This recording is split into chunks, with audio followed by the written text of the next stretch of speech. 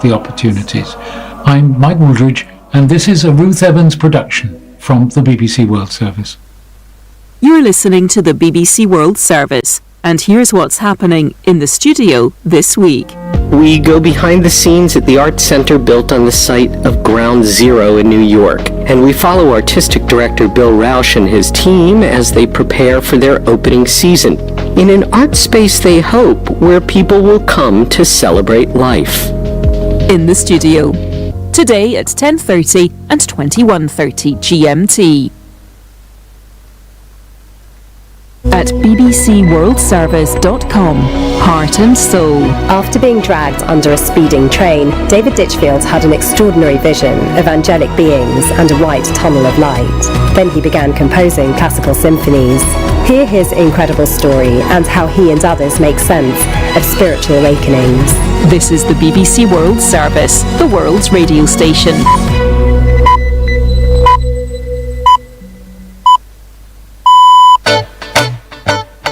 Coming up on the Arts Hour with me, Nikki Beattie, Oscar-winning Danish director Thomas Vinterberg talks about the effect a classic 1973 British film had on his work.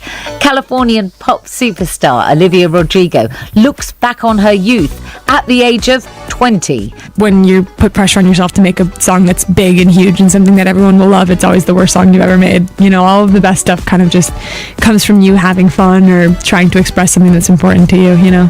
And the Pulitzer Prize-winning Indian-American author Jhumpa Lahiri talks about writing in different languages. Also on the show, the Israeli-American composer Inon Zur discusses scoring for video games. There's live Indian classical music from percussionist Sudarshan Channa, and I'll be talking to film writer Jake Cunningham, whose latest book is all about the cinema of Korea. All that and more coming up on the Arts Hour. Hello, I'm Moira Alderson with the BBC News. More than 100 Palestinians are reported to have been killed by overnight Israeli airstrikes in southern Gaza. Earlier, the Israeli government said it had no intention of reducing its bombardment of the Gaza Strip, despite the release by Hamas of 2 elderly Israeli women. The BBC's Rushdie Abu Alouf, who's in Khan Yunis, said there had been bombing all night. Very angry mood here in the hospital as the bodies coming out of the morgue and being buried. As we understand from the Al-Farra family, they lost about 20 people. The only survivor spoke to the BBC this morning and they said they are going to be buried in a mass grave, in one grave, all of the family members. The humanitarian situation is also getting worse and worse in the hospital, with fuel is running out, and hospital officials here believe that if they can run the hospital today, there is no guarantee that they will be able to run it tomorrow. The French President Emmanuel Macron, on a visit to Israel, said the first objective of the war should be to secure the release of all hostages. He was speaking alongside his Israeli counterpart. I saw some families having lost children, brothers, and some other families waiting for hostages. I do share your view. The first objective we should have today is the release of all hostages, without any distinction. Because this is an awful crime to play with the lives of children, adults, all people, civilians and soldiers. The Chinese foreign minister has told Israel that it must protect civilians and abide by international law when exercising its right to defend itself. Huang Yi was speaking in his first phone talks with his Israeli counterpart since Hamas attacked earlier this month. Stephen McDonnell has this report. In his first call with his Israeli counterpart since the start of the Hamas-Israel war, China's foreign minister said there was now a major choice between war and peace. According to the official readout, Wang Yi also said to Eli Cohen that his government had an obligation to abide by international humanitarian law and to protect civilians alongside its right to self-defense. He also spoke to Palestinian Foreign Minister Riyad al-Maliki, offering Beijing's deep sympathies with the people of Gaza. In other news, Ukraine has accused Russian forces of trying to cut off a vital supply road to a town in the Donetsk region. The last remaining residents of Avdiivka have told the BBC they're under near constant attack as Russia continues a major offensive in the area. Most of the town's population have fled. Those who stayed are reliant on aid packages. BBC News. Tens of thousands of women in Iceland, including the Prime Minister, are staging a one-day strike in protest against gender-based violence and inequality. Industries including healthcare, education and air travel are expected to be disrupted. More than 500 workers at a mine in South Africa have not surfaced since Sunday in what appears to be a dispute between two unions. The National Union of Mine Workers said staff at One Golden Modder East mine near Johannesburg were being held underground against their will. A rival union says most of them were holding a protest to force the mine to recognise their union. Research by BBC Sports suggests that the annual air miles of teams and fans travelling to men's European club football matches could increase by nearly a third as the result of football's governing body expanding the three competitions that it organises. Dan Rowan has more details. From next season, UEFA's adding an extra 177 fixtures across the Champions League, Europa League and Conference League each year. BBC Sport research suggests the inflated fixture list could lead to teams and fans flying about 2 billion air miles. UEFA says the expansion of its competitions followed an extensive consultation process and will help to improve competitive balance, generating more money for clubs, leagues and grassroots football. But at a time when the governing body has signed up to halving its own emissions by 2030, these figures will raise questions over its commitment to sustainability.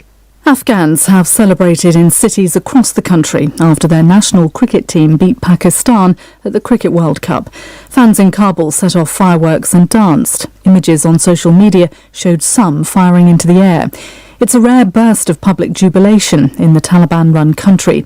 The Afghan team shocked Pakistan with a superb batting and bowling display. BBC News.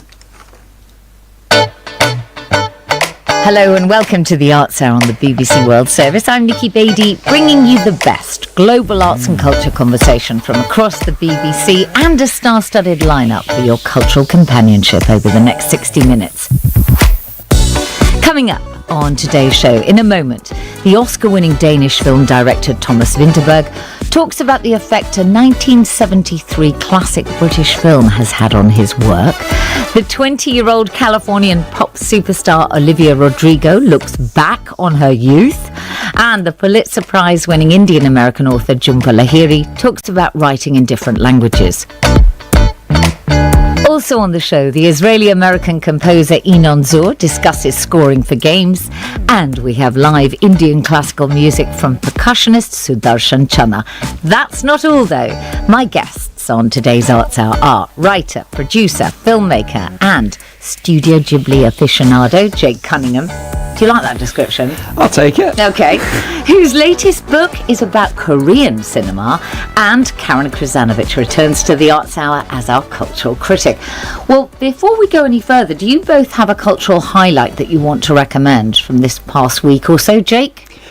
So earlier in the week I was lucky enough to see Thelma Schoonmaker, the amazing legendary editor, introduce a restoration of Peeping Tom, which is a film Michael Powell made, Michael Powell being her late husband, and it's a restoration that's been overseen by Thelma and her colleague Martin Scorsese, and I was lucky enough to see this on the big screen, introduced by Thelma, and it looks astonishing. Peeping Tom is such a garish, horrible film full of these kind of bloody reds and craning camera moves that make you feel absolutely revolting. And so to be in that room, submerged into all of the gaudiness of it, was wonderful. How phenomenal.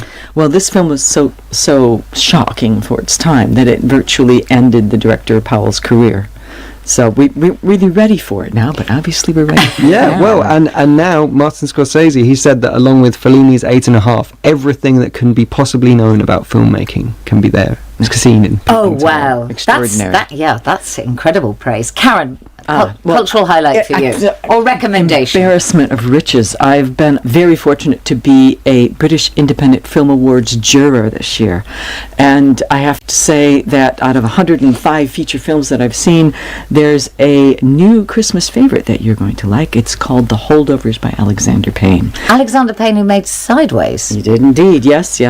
And it stars Paul Giamatti as a teacher who has to stay at a private school and keep an eye on people that don't want to be there, who have no place to go over Christmas. Thank you both. First then, Danish director Thomas Vinterberg, who won the Best International Feature Film Oscar for his superb 2020 film Another Round, starring Mads Mikkelsen, who, along with 3 fellow high school teachers, undertakes an experiment to see how a certain amount of alcohol and daytime drinking will affect their personal and professional lives. Another Round was dedicated to Thomas Vinterberg's daughter, who tragically died shortly before production on the film started. As part of a conversation marking the 50th anniversary of the British film Don't Look Now, Thomas Vinterberg told Mark Kermode what the film and its exploration of grief meant to him. I think it's that very, very powerful combination of being so tender, so real, and yet still you're a part of a horror movie. And then I guess it's the first time I watched a film where a director seriously was playing with time and time on screen, and how that can affect you. I also fell a little bit in love with her, I guess. Julie Christie. Of course. Yeah, I was stricken by her beauty, and again this love and grief combination was so bare and so pure, and of course, unfortunately, something that I've experienced myself a lot of years later. So now this film has become even more important to me, I guess. I don't think I've ever made anything without having Don't Look Now in mind. It's one of my 3 go-to movies. There's that one, and there's Fanny and Alexander, and there's Godfather, sort of as my 3 pillars. And of course, in this case, we had Don't Look Now in mind, in particular, but also Sober the Greek, which ends with the dance and a catastrophe. In Sober the Greek, someone calls the end a beautiful catastrophe. That's how we thought of the end of Another Round. And yes, of course, the ecstasy and the love and the drunkenness combined with grief did have roots in my profound reaction to Don't Look Now. Do you think that film can be cathartic in terms of the way in which we process grief? I hope so. I think so, yeah. I think, I've made movies about loss before. I did a short movie about a boy losing his brother called The Boy That Walked Backwards. And it was used in therapy by a lot of therapists.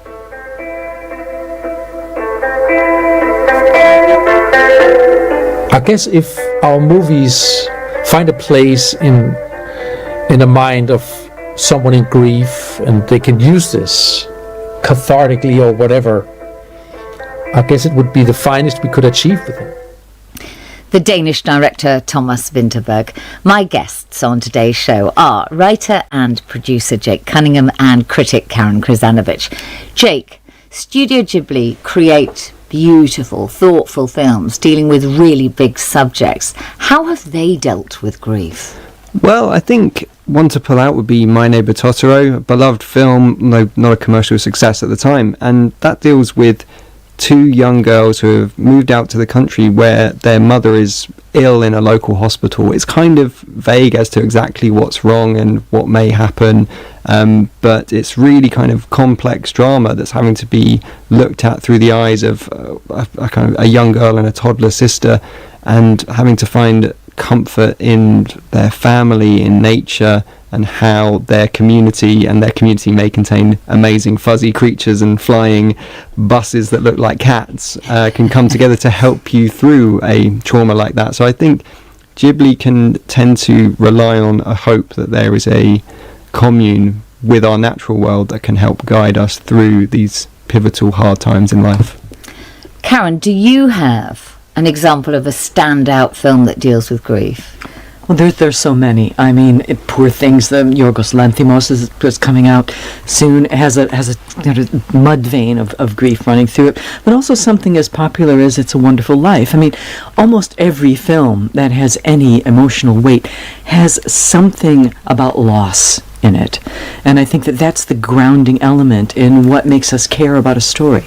That's so true, actually. Jake, apart from a Studio Ghibli film, do you have another standout example? Well, it's funny that you mentioned It's a Wonderful Life. So last year I was lucky enough to take part in Sight and Sound's poll for the 10 greatest films of all time and send in my submissions. And I had to include It's a Wonderful Life in there. For me, it's such a brilliant examination of kind of life and loss, and that ability to be able to kind of take a step back and look at your own life and the value that you might have had in it and the effect that your own life can have.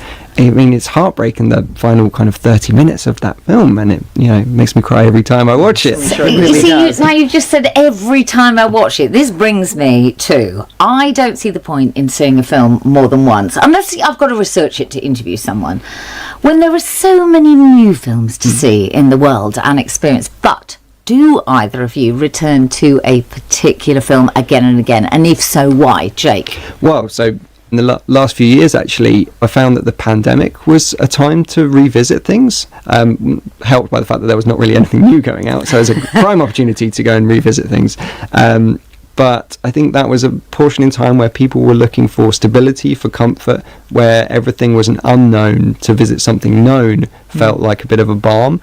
And so that was a period where I would go back to Ghibli films, for instance, because these are things that I know from like the back of my hand, and so I can settle into this. There are no worries here. I know exactly how it's all going to play out, and actually that was incredibly soothing, and it helps that the films are beautiful and calming and give you a bit of a rudder to steer through something like that. Karen, what about you? Okay, this is a guilty secret, and only to 97 million people. I keep watching Pacific Rim. Amazing film. Yes. I love it. I love the design. I love the fact that it's so dark and I don't understand what's going on. And I just realized that I love the music as well. And I think I'm just drift compatible. Okay. Right. Well, neither of you have convinced me to see a film twice. Thanks very much. You're listening to the BBC World Service. This is the Arts Hour, and I'm Nikki Beattie.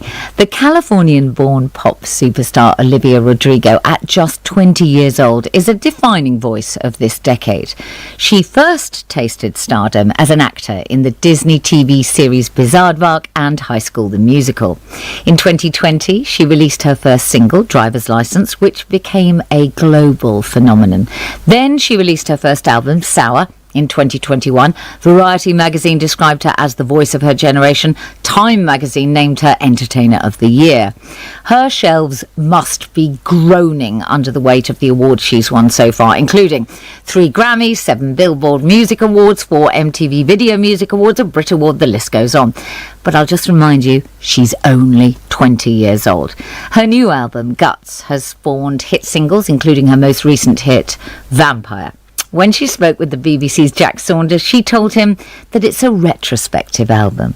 I mean, yeah, definitely. It's definitely me chronicling my youth and me figuring out all of these emotions and, who I want to be in this world. And I think all of my songs are about that. And so, yeah, I think it definitely is a vibe of being young. Bad Idea Right, the latest single, I love how much it contrasts to Vampire, actually. It shows that you've really gone from one extreme of kind of being so strong in terms of maybe a breaking down of a relationship to maybe the weaknesses of it as well, and all the emotions that you go through. And particularly, actually, I like the drama of it and how you bring the audience in when you're like seeing him tonight.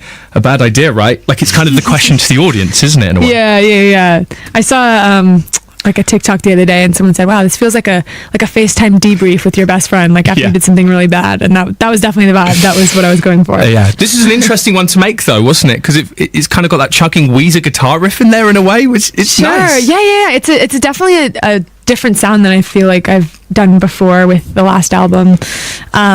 It's really playful. It's really fun. It kind of started out as a joke. I was in the studio with my friend Dan, and I was telling him this story of this crazy, regretful night, and he was making fun of me, and he goes, my brain goes, ah, and I was like, oh, yeah, whatever, you're poking fun at me.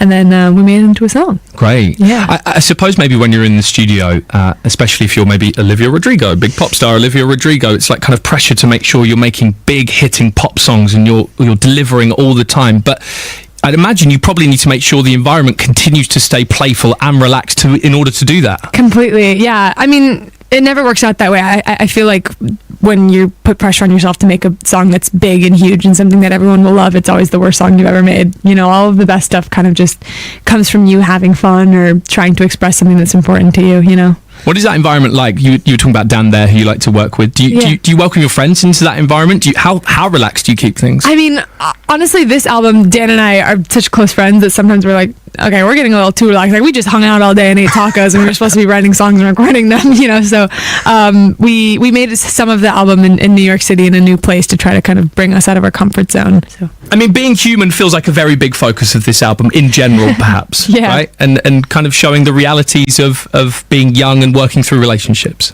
Yeah, definitely. I mean, when I listen to this album, I just like hear myself making all of these mistakes and rising from all this disillusionment that I've been feeling in my 19th year, and kind of just sorting through those feelings. I think that's definitely the thesis of what I was trying to express in the album, I suppose. For you, what is being human, do you think, at your age? I don't know. I'm really into like embracing all of the mistakes that I've made and just trying to learn. Just writing that down. I literally wrote the M to write mistakes and everything. We're connected. Yeah, we are. Yeah, I don't know. I don't know. I think that's the only way to learn, especially when you're my age. Do you feel like you're being judged when you make mistakes at all?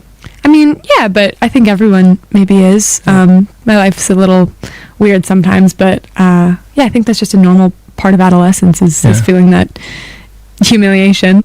Olivia Rodrigo. My guests on today's Arts Hour are writer, podcaster, Studio Ghibli aficionado Jake Cunningham and critic Karen Krasdanovich. Olivia Rodrigo's music has been described as cross-generational. Jake, would you agree? Yeah, I mean, I'm not ashamed to admit that just last week I performed Olivia Rodrigo's Vampire at karaoke. Did you? Yeah, I love that song. I can't say I love all of her music, but for me, thinking of cross-generational, Vampire is a modern Meatloaf song.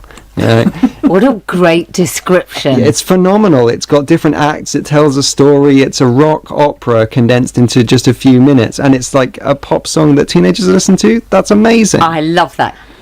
Karen, what were you like at the age of 20? What had you achieved? Oh, gosh, that's a good question.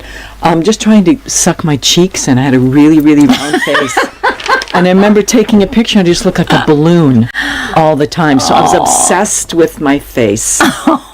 That's about it. I don't think a lot has changed for young women, actually. Maybe sadly. not. But I also remember missing a lot of culture because I was spending so much time studying philosophy. Oh, well, that's an achievement. And read a lot of books, real popular. That's better than me. At 20, I was selling car insurance in a call centre. Were you? I was. Okay, so was that an achievement? No. Oh, okay. No, that what did you learn? How to sell car insurance. How to be charming? I don't know. I don't think I've quite learned that one yet. I think. How can I keep my no claims bonus? Oh, can we do that out? Oh, fair. Thank you very much. Karen, Olivia talked about having fun when she's recording and the fact that it's a vital component of the creative process in any art form. Do you agree with that? I'm not a tortured artist, so but I always think you have to have fun. In fact, I have fun when I shouldn't be having fun. Always, you have to have fun. That's what keeps you young. That's what keeps you focused and interested. My mother used to say, it can't all be fun, Karen. I'd say, well, why not? No, I'm with you. Thank you both so much. You're listening to the Arts Hour on the BBC World Service. I'm Nikki Beattie. Author Jhumpa Lahiri grew up in Rhode Island, USA, the child of Indian Bengali parents, and she's always written beautifully about migration. I adore her work. She won the Pulitzer Prize for her first short story collection, Interpreter of Maladies, and explored her own family's journey in her first novel, The Namesake, which became a beautiful and moving film directed by Mira Nair. A decade ago, Jhumpa relocated to Rome and began writing in Italian, a language she learned from scratch. She translated her last novel, Whereabouts, back into English and has applied the same process to her new collection, Roman Stories. In a conversation with the BBC's Samira Ahmed, Jhumpa Lahiri talked about how Rome has changed her. It changed me at the root. It changed my language and therefore my relationship to reality. You weren't afraid of taking on such a task. It's not just living in a new language, but writing in it and presumably then thinking in it as you wrote. Well, I didn't think any of those things would happen. I didn't presume. I was looking for something, but I didn't know what it was. I think, in retrospect, perhaps I wanted to experience in my own way the movements and the upheavals of my parents. I wondered. Who came to London and began their life outside of India in London, where I was born, in a new place, on a new continent. And no, my parents did exactly the same. It's amazing, isn't it, what they did? Such an interesting little passage in one of your stories. You know, one of the characters says, it's the only place where I really feel at home, and yet there's already a sense that it's a choice to adopt the city. I wonder how far that story, any of these stories, are drawing on your own experiences of living in Rome. All the stories are a combination of life lived, life seen, life imagined, things overheard, things read about in the newspapers. So, you know, the stories are combining so many different elements of my life in Rome. And of course, my life in Rome isn't exclusively, nor will it ever be exclusively, a life in Rome, because I'm always moving back and forth. I go, I spend long periods, I come back, I have family here, in the United States. I have connections to India, what have you. So it's always the experience of someone who is passing through, and yet I feel personally, I feel rooted there. I have a home there, not the only home, but I have a home there, and I have a sense of belonging there. I think I should add a sense of belonging that is the first sense of true belonging I've ever had. But it's only a state of mind. It's really a state of mind. You know, it doesn't correspond to facts or documents. Author Jhumpa Lahiri. My guests on today's Arts Hour are producer and author Jake Cunningham and film critic Karen Krasanovich. Karen, are you a polyglot? No, I'm really lucky to speak English, being an American. But I'm obsessed with other languages, and I love snippets of phrases. And I did go on some language apps, and I worked through German, Swedish, Italian, French. But I realized to get the really high score, you had to do Arabic. And after 8 weeks, I can proudly say to you, I can say my dog in Arabic. Oh, can you do it for us? Kelbi. Okay. Yes. Well, I think you might need to work a little bit harder. However, you watch films not in the English language all the time. Yes. And you have never had a problem with subtitles and reading, or have you? Oh, you look like you might have. Well, there are times, because I know enough French when I know that the subtitle isn't quite right, doesn't quite fit it. But also, I grew up listening to Croatian, and I can't speak it, but I recognize a lot of the words. So when I watch a movie that has, I think probably... I guess it's Yugoslavian, it's derivative. Yeah, I will understand some of the words, but I don't know why. Right. I understand them. And have you, either of you, ever felt a real sense of home and belonging somewhere other than where you grew up? Jake, I'll come to you first. Well, I've never really moved far beyond the southeast of England, to be honest. But where I live now in London, very far from the small village that I grew up in, just recently there was an Instagram post that someone who had been trying to redevelop a cinema that had been shut down and destroyed in a rave had posted this Instagram about everything that they had been doing to try and get it up and running again, and sadly that it has collapsed. And this person described it as, this cinema it's as important as a swimming pool, important as a park for certain people. And I was reading this Instagram post and I started welling up because of all of a sudden I felt I am like so connected to this community. In fact, the flat that I'm in now is 500 yards from this cinema, and we got it there on purpose because we wanted to be that close. And so that was a moment recently where I suddenly felt like this is the home here. What about you, Karen? I don't feel at home anywhere, really. Do you not? No, I mean, it's kind of all passing because I'm an alien wherever I go. I go back home and I see people that I've known before I left. And I've just been away for such a long time that they all ask me about wine and classical music. So obviously I live in Europe, so I'm very cultured. And I'm here and I'm just, a Yank. I have to say, though, when I'm on the back of a horse, I feel at home. Okay. That's a sense of home. Yeah. Thank you both so much. That's it for part one of the show. Don't go away. Still to come, the Emmy Award-winning composer Inon Zur, and I'll be talking to Jake Cunningham about his book, Film Career. The Arts Hour is back after this. This is the BBC World Service, and in the Forum, your relationship with your boss is the single biggest factor that impacts your well-being at work, and it's the second largest factor after your health outside of work. So what makes a good manager? A good boss is someone who maximizes productivity and profitability. And it's just, if we look back through time, ideas about how to best achieve that have changed. I'm Rajan Datta. We'll be debating whether good bosses are born or made. One day somebody taps you on the shoulder and says, "Congratulations, you're promoted. You're in charge of all the people and the money and you're leading the team in the department. Good luck with that." What are the skills and qualities it takes to inspire and unlock the potential in employees? The Forum, what makes a good boss? Saturday at 11 GMT.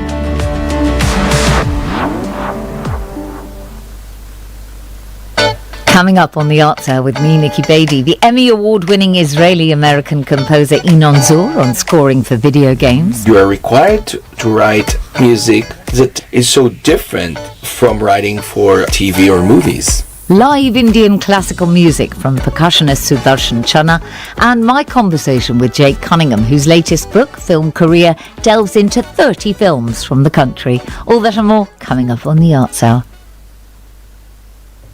BBC News with Moira Alderson.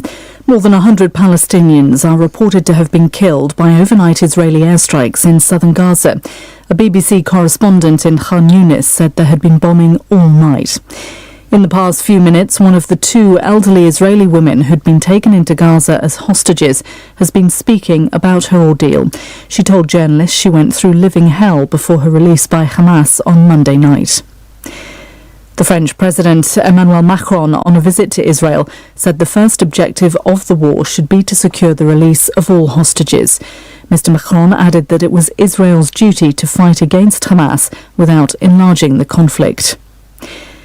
Tens of thousands of women in Iceland, including the Prime Minister, are staging a one-day strike in protest against gender-based violence and inequality. Healthcare, education and air travel are expected to be disrupted. Poland's president is due to meet the leaders of the two largest parties to discuss the formation of a new government. The governing Law and Justice Party lost its majority to the main opposition coalition of three pro-EU blocs in elections this month. More than 500 workers at a mine in South Africa have not surfaced since Sunday in what appears to be a dispute between two unions. One union said they were being held underground against their will. A rival union says most of them were holding a protest. Germany's maritime emergency services are searching for several people missing after two freight ships collided in the North Sea early in the morning. One person has been rescued from the water. Afghans have celebrated in cities across the country after their national cricket team beat Pakistan at the World Cup. Fans in Kabul set off fireworks and danced. Images on social media showed some firing into the air. BBC News.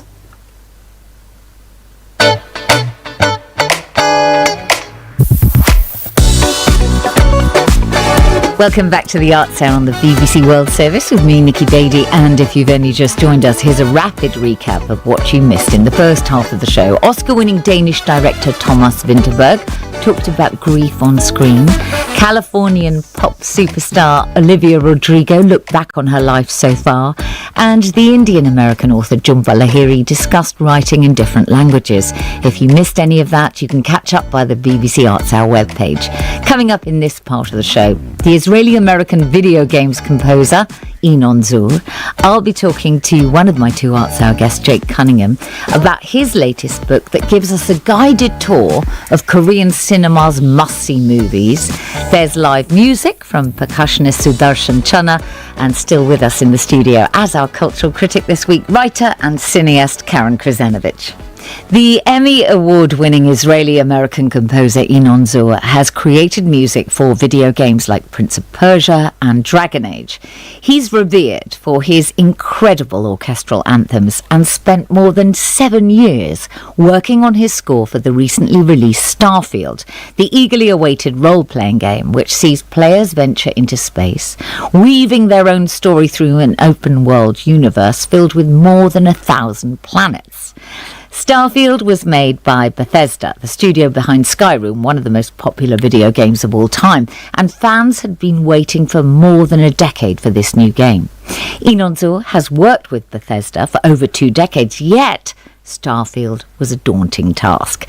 When the composer spoke to the BBC's Elle Osili-Wood, her first question had to be about how he felt being asked to score one of gaming's biggest and most anticipated titles. It's so beautiful and interesting and scary at the same time because you're being summoned to the headquarters, and Todd Howard tells you that he has this, not idea, he was actually really talking about a dream to create a space journey game that not only will capture and encapsulate game, but also will try to dive deep into the philosophical ideas behind all these deep questions. Where did we come from? Where are we going to? And when time and space and distance don't matter, then what can we do with this? And where should we go? I don't remember in details everything he said, but what I do remember is that I came back to the studio, closed the door, and start writing.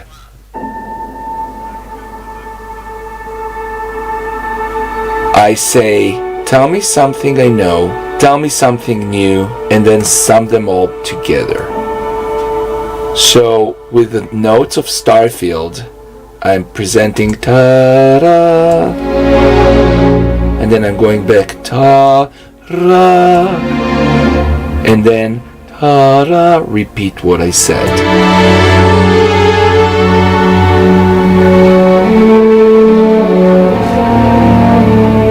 You are a composer known for your love of symphonic and orchestral music. Something I love that you've said is that every game has its own language. So how do you balance finding, Starfield's language alongside your love for those grand, epic orchestral pieces?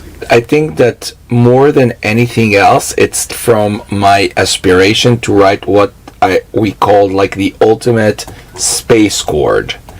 And the space chord is actually taking 3 major chords that are, the distance between each one of them is equal, and it's a major third, and play them all together.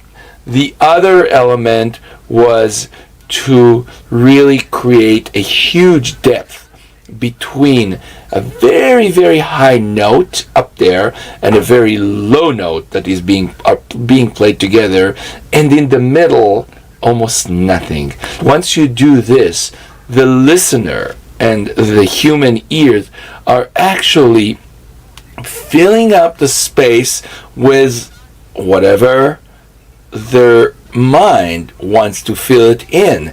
And it gives the listener a great opportunity to be part of the music and almost to write their own music when you actually create voids.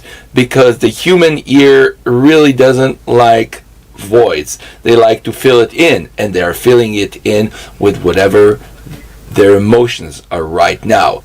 You started out in film, in television. That's still something you've done.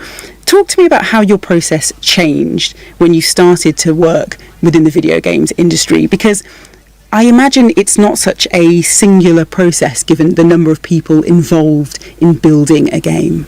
The first thing I've discovered about games or music for games is that you are required to write a piece of music that does not necessarily connect, hooked, or linked, or even locked to a specific moment in the game, which was quite revealing for me and such great news.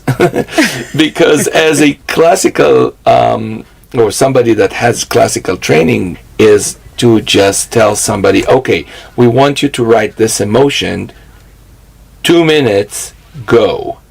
So for me, well, I will start with an introduction, and then I will present, my theme or my idea, then I will develop it, and then I will recapitulate what I did, right? Hey, we're talking about sonata form. It's like a classical principle.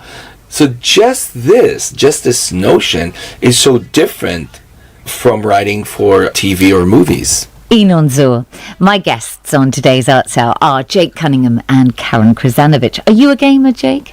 I would say I'm a partial gamer. Oh, what does that mean? I mean, not every day, and sometimes it might be a week or so between playing stuff, but I will pick things up. I got into it during the pandemic. What sort of games? I play a lot of the Zelda series, and I bought the Zelda game Breath of the Wild. It was the first game that I'd played in 20 years. Oh, wow. And I bought it.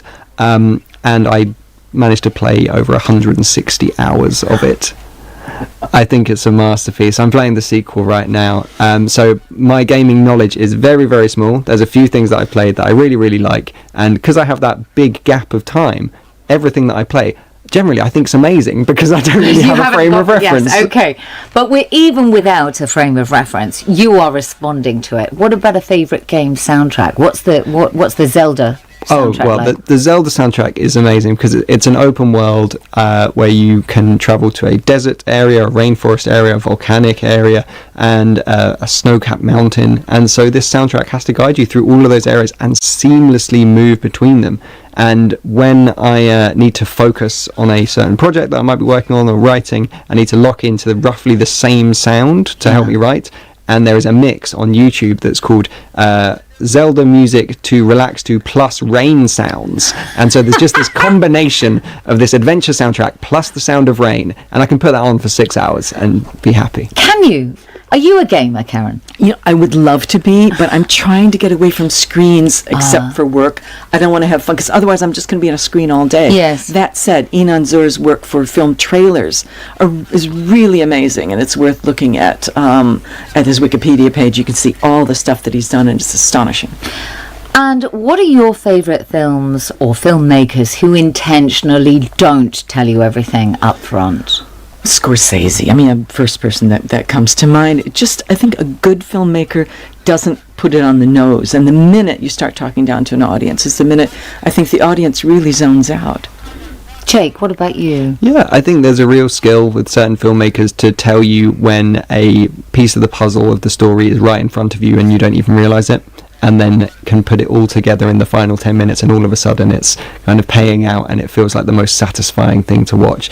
Weirdly, I think Paul King, who made the Paddington films, I think the stories in Paddington 2, they are amazing because they give you all these little details that you think are just kind of throwaway moments, but then the kind of emotional combination in the last kind of 15 minutes or so, when every element of the story comes together, it gives you a real sucker punch. That's so interesting. I didn't think of Paddington like that. That wouldn't have been my first example anyway. Karen, you well, were about to if say something. if it's there in the film, you think, why is it there? And Paul King is an amazing guy. I've actually worked with him, and he's just so easygoing. And then he creates something that's as technically complicated as Paddington, and yet so enjoyable. Thank you both. You're listening to the Arts Hour on the BBC World Service. Let's turn the spotlight on to you now, Jake Cunningham, famous for being a Studio Ghibli aficionado. You've written books with Michael Leader about the Japanese animation studios, films and worlds, and you do a podcast together called Ghibliotheque. Correct. Now the two of you have written the Ghibliotheque Guide to the World of Korean Cinema. It's called Film Korea, and you highlight 30 films from South Korea that span genres and eras. Why Korean cinema? Well, when we went about writing the first Ghibliotheque book, and for the podcast as well, we always kind of came at it with the approach of we are film fans first and nerds second. And we want to bring people into these worlds that we love. And so Studio Ghibli, or anime, which was the focus of our second book, these are things that to some people are their life and their world, and they are so passionate about it. And there are some people in the world, majority of people, where it might be a niche thing that they've heard of. They think, oh, I hear that's good, or I'm curious about that, but I haven't really made an effort to become part of that. And so with Ghibliotheque, the approach there was, hey, you've heard of this thing, or you know Spirited Away, or you know My Neighbor Totoro. We want to take you on a guide and show you some of the deeper cuts, show you some other stuff, and tell you the story of that studio and why you should be caring about everything that goes out of there. And so Korean cinema was something that came up to us because we're already big fans, but we want to take people deeper into it.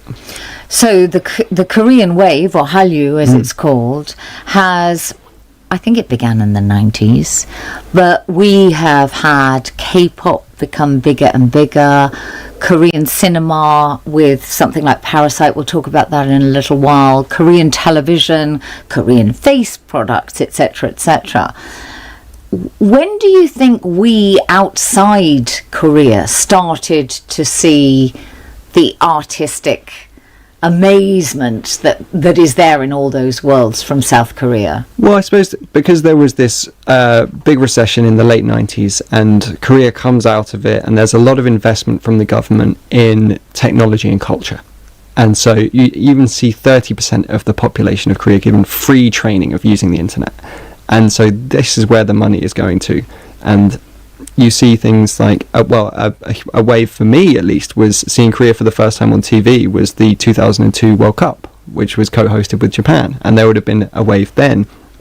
But then from there, you see K-dramas getting popular in wider Asia, doesn't quite travel over here, and then the odd bits and pieces of predominantly film breakthrough, so a film like Old Boy, which we might talk about, in the early 2000s will come through, but that's kind of all under this guise of, it's ultra violent and scary, but now we see more breadth to it, that it's not just these horror violent action films. There is a lot of stuff coming out of the country, but I think a pivotal point as well is in 2012 you see Gangnam Style and Psy, and becomes the thing that breaks the view counter on YouTube, and all of a sudden there is a huge global population that's engaging with this piece of Korean culture that they hadn't really maybe considered before. How did you choose which films to put in the book? We gave ourselves the criteria that we can only have one film per director, and this was not a decision taken lightly, but it's when you look up best Korean film articles, and a lot of the time you'll see 5 of the films on the list will come from Park Chan-wook or Bong Joon-ho, familiar names like the directors of Old Boy and Parasite there. But we thought, well, we want to shine a light on other directors that maybe don't have that knowledge here. We know that people know these big films, so they don't necessarily need as much press. But if we've got this opportunity, we want to show people stuff that we think they might like if they like that thing, but it just hasn't crossed over to them yet. And we want to tell a story that spans decades. And so a lot of the most widely known things coming out of Korea, particularly in film, are from the last 20 years or so. But if we want to tell a story that starts in 1955 and continues all the way up to now, then we've got to be showing people things that they've never heard of. So I was going to be that really annoying person who says, why haven't you got this film in the book? You've now answered my question, because I was going to ask, why isn't The Handmaiden in the book? But obviously it's because Park Chan-wook can only have one film in your book. Yes, but interestingly, and perhaps controversially, The Handmaiden is, I think, a better film. I do too, so why didn't you put it in the book? Well, because you've got to we have to think of the wider story, and if you're thinking of the early 2000s and Korean exported cinema, Old Boy is so important in the grander story we're trying to tell. So Handmaiden's 2016. It is incredible. It's also a great example of what you were talking about earlier, of scripts that are these amazing puzzle pieces that come together and are so satisfying. I absolutely love The Handmaiden. And if you look on social media, and particularly the film lovers' social media site Letterboxd, Handmaiden is by far and away the Park Chan-wook film that is Thank you. the most popular. I feel validated. Yeah. I feel seen. Is a large part of the appeal, do you think, of Korean cinema and any cinema that's not Hollywood, because Hollywood films have become such a dull churn of franchises? Do Korean films offer us something fresh and different, current day? Oh, absolutely. And I think we're seeing that with the way that things might take off, whether that's on Netflix and Squid Game, or something in cinemas here where Parasite becomes the highest grossing foreign language film of all time at the UK box office. There is clearly an audience there. Yeah. It's not like it's taking over from Marvel anytime soon. But I think audiences are really curious about this, and I think you do see on these big blockbusters there is a kind of plateau of the box office now, and we've just got to hope, or at least I hope, that there is going to be this rolling interest and that wave is going to get bigger and bigger. Tell me about the extraordinary story of the director Shin Sang-ok and his actor wife Choi Yun-hee. Yes, so he is a prolific filmmaker, beloved, made a lot of films, but when are we talking about? So this is from the mid-century, for decades, but he catches the eye of a certain cinephile north of the border called Kim Jong-il, and he is kidnapped along with Choi Yun-hee and taken to North Korea in the hopes of fostering a film culture in North Korea, and they're there for 8 years, I think, but they eventually managed to say that they're going on a trip to Vienna, where they're going to seek financing for the next great North Korean film production. And then in Vienna, they go straight to the US Embassy, and then from there to America. And it's this amazing escape. And I mean, he made some amazing films, but he's almost in the shadow of this other story that is his life. Yeah. It's astonishing. So Korean cinema declined as a popular art form across the 1970s. Varying factors, including the rise of television, continued interference from strict government censors. What actually revived it? So you've still got people that are navigating around that censorship. Right. So we have a film called March of Fools, which is quite a powerful political statement, where you've got students at a university who know that they've got to either go and get boring professional jobs or go and do their military service. And so you do have a handful of filmmakers working in this era that are butting against it, but it is really tough to get things made. But then in the 80s you see more of a move towards there is some genre influence, and stuff does start creeping in. There is a kind of rollback on the censorship, and there is seen a value in what this cultural kind of investment can do. And weirdly, in the early 90s, the success of Jurassic Park at the Korean box office is kind of this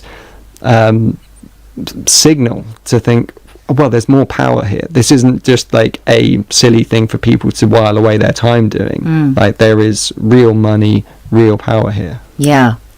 A lot of the world only discovered Korean cinema through Park Chan-wook's huge global cult hit, The Violent Old Boy. And then a further swathe of global recognition came to it via 2019's Parasite, Oscar-winning Bong Joon-ho film. What was it that captured the world's imagination, do you think, in 2019? Oh, well, it's a real journey, because South Korea, they didn't make a blockbuster, or what we would consider a blockbuster, until 1999. And you can almost track the growing wave from there, a film called Shiri, to 2019, 20 years later, with Parasite. and you go from making your first blockbuster to winning Best Picture at the Oscars. Yeah. And so it is this creeping influence where you will see like things like music, things like TV gradually getting exported.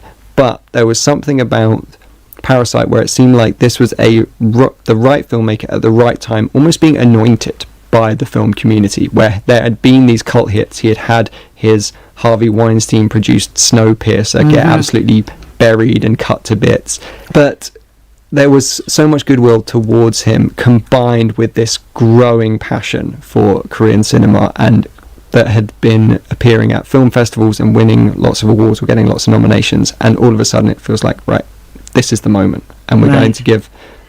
He also did a lot of marketing for that. He was everywhere. I've never seen a director really pierce through the fog of marketing and publicity. He gave so many interviews and appeared and shook and kissed babies and did everything, which certainly didn't hurt Parasite, because it's a fantastic film. But when you're talking about timing, I think it was essential.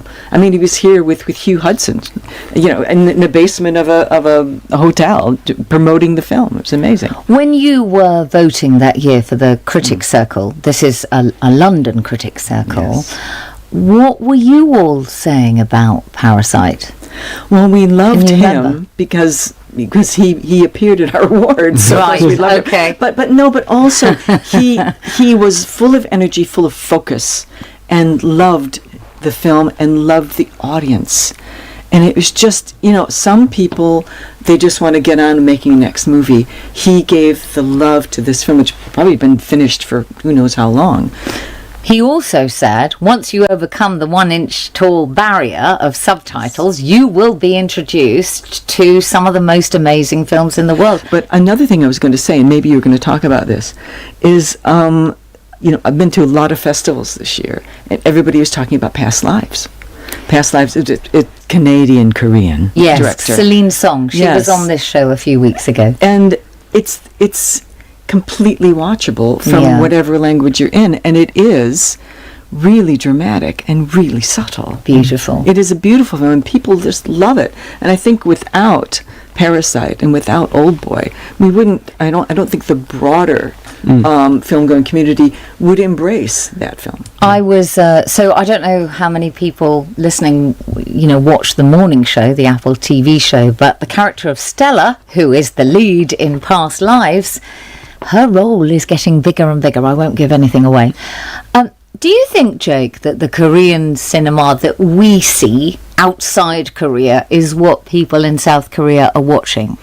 I don't think necessarily. I think we tend to get a lot of exported stuff that's part of a film festival culture, where it might be more art-led or awards-led. And so these are things that show prestige and pedigree, but aren't necessarily lighting the box office alight. They might be popular and they might have their own fans, but we're not necessarily getting every mainstream hit.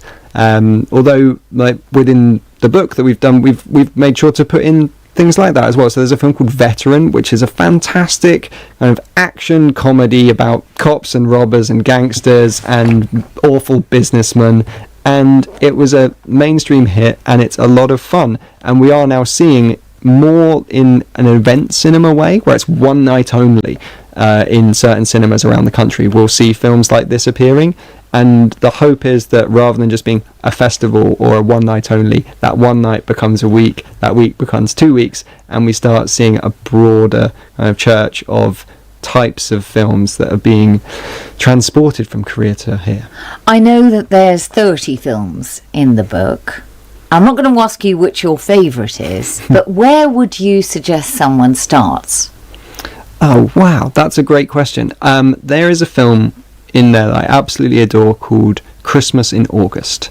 And it is a wonderful mixture of Edward Yang and David Lean. It is both kind of like soaringly romantic and precise in its artistic vision. It is about a guy that runs a photo shop who's terminally ill, who starts not really a romance, but a kinship with the traffic warden that walks the street in front of the shop.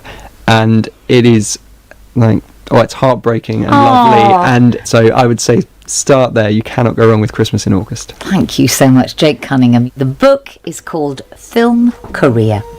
Finally, on today's Arts Hour, music from Sudarshan Channa, who's a percussionist known for his tabla playing. He also plays another pair of hand drums, the Jodi, which originate from the Punjab in North India, and Kirpal Panesa, who plays the Esraj, a stringed instrument also from the Punjab and one of the youngest instruments in classical Indian music. It's about 300 years old. In a live session for the BBC, they played a piece from Rag Dhanashri.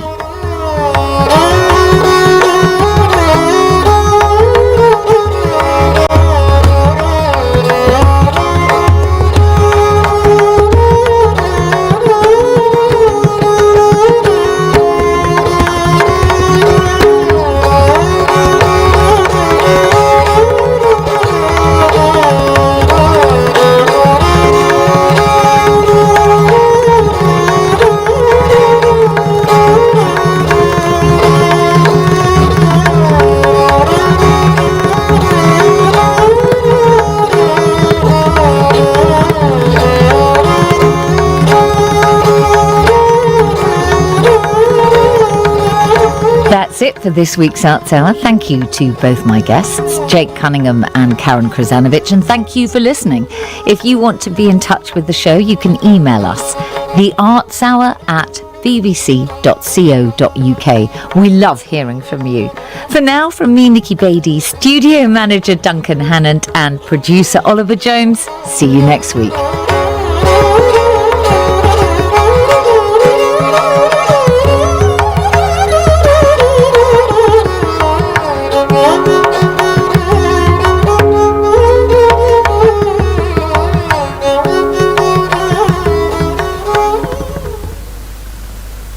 This is the BBC World Service, and what's in store for the next World Book Club.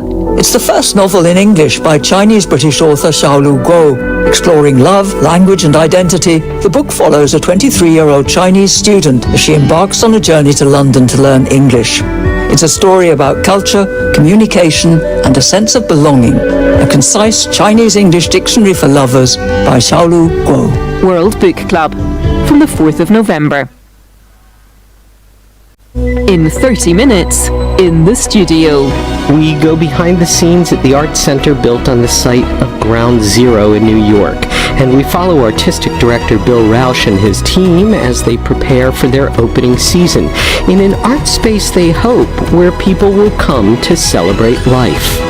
This is the BBC World Service, the world's radio station.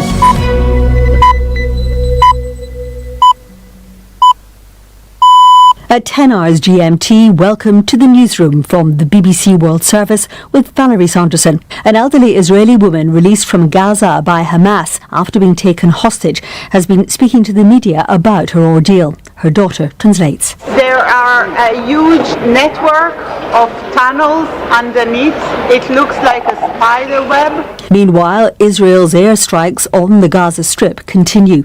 In Ukraine, the authorities in Kyiv say Russian forces are attempting to cut off a supply road to a key town in the Donetsk region. Everyone feels fear. Around 1,500 people are still here. Most of them are old. Where can they go? And 7 people die in a pile-up of 158 cars because of a super fog in the U.S. state of Louisiana. She calls me, Mama, they've had a bad wreck and we're in it, but we're okay. After this. Hello, I'm Moira Alderson with the BBC News. One of 2 elderly Israeli women taken into Gaza as hostages has said she went through living hell before their release on Monday. Yocheved Lifshitz, who's 85, spoke to journalists at the Tel Aviv hospital where she's being treated. Sitting in a wheelchair, she recounted through her daughter Sharon how she and others were kidnapped from a kibbutz in southern Israel. My mom is telling the horrific stories. She's saying that many people, a swarm of people, came through the fence. The defense cost 2.5 billion shekels, and it didn't help even a little bit. My mom is saying that she was taken on the back of a motorbike with her body, with her legs on one side and her head on another side, that she was taken through the plowed fields with a man in front on one side and a man behind her. Mrs. Leifshitz says that she and other hostages were taken to the Hamas tunnel network in Gaza after their capture. Our Middle East analyst Sebastian Usher has more details. Yocheved Lifshitz told reporters at a hospital in Tel Aviv where she's being treated that she'd gone through a living hell. Dressed in black and in a wheelchair, she described how she'd been kidnapped from her kibbutz. She says she was beaten with a stick and taken by motorbike into Gaza, but that Hamas had subsequently treated her and her fellow hostages gently and met all their needs. She said that those taken from her kibbutz were divided into two groups. Her husband was separated from her, and she criticised the Israeli army for not having taken the threat from Hamas seriously enough. The French President Emmanuel Macron, on a visit to Israel, said the first objective of the war should be to secure the release of all hostages. He was speaking alongside his Israeli counterpart. Mr. Macron added that it was Israel's duty to fight against Hamas without enlarging the conflict. Mr. Macron is due to visit the Palestinian President Mahmoud Abbas in the occupied West Bank later today. In other news, tens of thousands of women in Iceland are staging a one-day strike in protests against gender-based violence and inequality. Industries including healthcare, education and air travel are expected to be disrupted. Rachel Wright reports. Iceland's Prime Minister Katrín Jakobsdóttir announced that neither she nor the other women in her cabinet would work today. She says her government is looking into how female-dominated professions are valued. Unions say women make up the majority of teachers and around 80% of staff at the National University.